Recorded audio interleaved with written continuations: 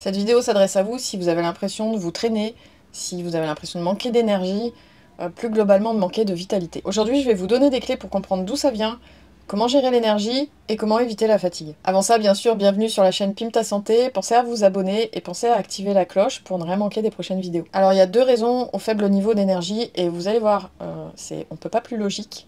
C'est soit vous dépensez trop d'énergie, soit vous ne reconstituez pas assez vite vos niveaux d'énergie. Alors d'abord, on va voir les dépenses. Et nous dépensons de l'énergie de plusieurs façons. D'abord, il y a ce fameux métabolisme de base dont on entend tellement parler. Le métabolisme de base, c'est l'énergie que le corps dépense pour maintenir ses fonctions vitales.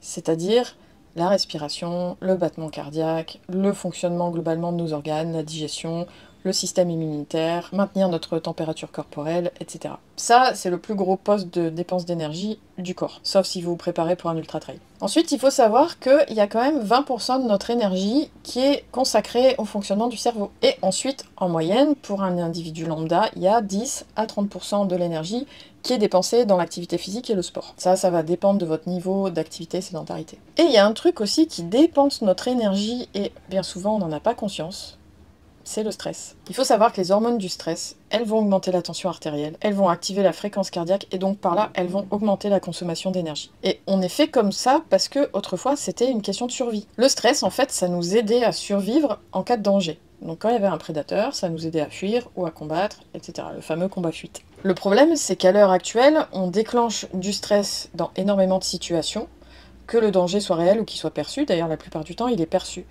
Et ça va nous amener, c'est là où c'est problématique, le stress, ça va nous amener vers du stress chronique. Et le stress chronique, du coup, ça va engendrer des coûts énergétiques plus élevés de façon chronique. Donc globalement, vous allez avoir besoin de plus d'énergie. Pareil pour la peur, hein. Vous avez remarqué qu'on est toujours soumis dans les médias ou sur les réseaux sociaux à ce flot ininterrompu de mauvaises nouvelles. Là, tous ces trucs-là qu'on entend en boucle sur les médias, ça va contribuer justement à augmenter les niveaux d'anxiété qui entraînent un niveau élevé de stress, qui entraîne un coût énergétique plus élevé. Il y a d'autres facteurs aussi qui contribuent à l'épuisement de nos réserves énergétiques, par exemple la nourriture. Et quand on prend pas soin de notre alimentation, qu'on mange sur le pouce, qu'on a une alimentation déséquilibrée, ça peut provoquer des courtes poussées d'énergie, notamment si on consomme beaucoup de glucides, suivi d'une chute sévère, c'est-à-dire c'est là où on a l'impression d'être en hypoglycémie. Alors même si on n'est pas en hypoglycémie, on a un coup de barre, c'est là où on se met à bâiller, on est fatigué. D'ailleurs, j'avais déjà expliqué tout ça dans ma vidéo sur la glycémie. Une alimentation déséquilibrée, ça nuit au bon fonctionnement cellulaire. Et la cellule, c'est là où on produit de l'énergie. Donc si la cellule, elle fonctionne pas bien, elle va avoir des difficultés à produire de l'énergie, et donc on va ressentir fatigue et manque de vitalité. Et puis il y a la privation de sommeil aussi. Bon, ça on est d'accord, c'est la première cause de fatigue. Quand vous manquez de sommeil, évidemment que vous allez être fatigué, et c'est la première chose à régler. Si vous dormez moins de 7 heures par nuit, en général, ça va être trop peu. Mais il y a aussi des gens qui dorment suffisamment, mais qui ont l'impression de ne pas avoir de sommeil réparateur. Là, il faut se poser la question d'un point de vue énergétique, si le problème n'est pas le sommeil. Il faut savoir aussi qu'il existe plusieurs types d'énergie. Ça, il faut en avoir conscience. Il y a d'une part, bien évidemment, c'est la première à laquelle on pense, l'énergie physique. Et cette énergie physique, elle est maintenue par la nutrition, par l'activité physique, par le maintien de la santé et de la récupération musculaire. Rappelez-vous combien c'est difficile de travailler et d'être de bonne humeur quand vous êtes malade, par exemple. Quand vous êtes malade, c'est physiquement il y a quelque chose qui ne va pas. Ensuite, il y a l'énergie émotionnelle. Ça, c'est notre humeur. Ça nous aide à être physiquement et intellectuellement productifs. Les différents types d'énergie sont aussi intriqués entre eux. Notre cerveau, évidemment qu'il se sent bien et qu'on se sent bien quand on ressent de l'optimisme, de l'aventure, ou lorsqu'on soumet notre cerveau justement à des défis et à des opportunités. Ça va générer un stress qu'on appelle positif. Pour le coup, j'en parlais aussi dans ma vidéo sur le stress. Donc plus généralement, toute activité qui apporte un sentiment de joie, de réalisation de soi, d'affirmation de soi, c'est une source de récupération émotionnelle. Ensuite, on a l'énergie intellectuelle.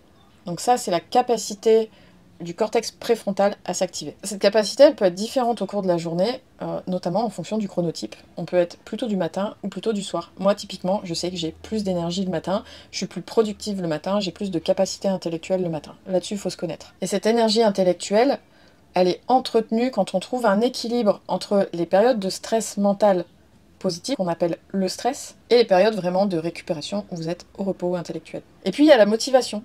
La motivation, c'est ce qui nous inspire. C'est la confiance à suivre le chemin que l'on a choisi. En particulier dans les moments où nous rencontrons des difficultés. Alors il y a plein de bouquins sur la motivation, la discipline et sur l'amélioration de soi qui suggèrent qu'il faut commencer par définir ses valeurs et ses objectifs, ce qu'on veut atteindre dans sa vie. Et qu'à partir du moment où on sait ça, et ben, la motivation justement, elle va aider à surmonter les difficultés qui vont se dresser devant vous. Et elle va aider justement à surmonter la fatigue et les limitations physiques. Et attention, parce que l'effet inverse est également vrai. Si vous apprenez à vous détendre physiquement, à augmenter votre énergie et à réduire votre stress, il vous sera beaucoup plus facile de démarrer un mécanisme interne de changement positif et de déterminer vos valeurs et vos objectifs. Voilà ce que je voulais vous dire dans cette première partie. La semaine prochaine, dans la deuxième partie, je vous expliquerai comment préserver vos différentes sources d'énergie et comment trouver la motivation dans n'importe quel projet ou objectif. D'ici là, vous pouvez me laisser vos commentaires déjà sur cette première partie, savoir ce que vous en avez pensé. Vous pouvez partager aussi la vidéo à quelqu'un que ça pourrait intéresser. Et moi je vous dis à la semaine prochaine pour la suite. D'ici là, soyez douce avec vous-même.